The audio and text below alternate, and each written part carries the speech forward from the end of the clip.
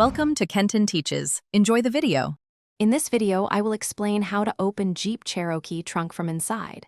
First, make the vehicle safe by setting the parking brake and turning on interior lights. Fold the rear seats from the release levers or pull the strap to create access. Check for trapped items and ensure no passengers are in the cargo area. If an emergency release exists, identify its glow-in-the-dark handle and test gently before using force.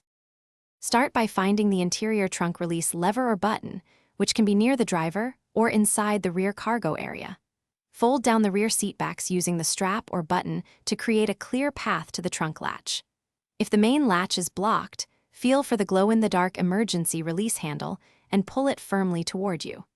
Always open slowly to avoid startling anyone or damaging cargo. If you're finding this video helpful, please subscribe and like to support more car tips and quick fixes.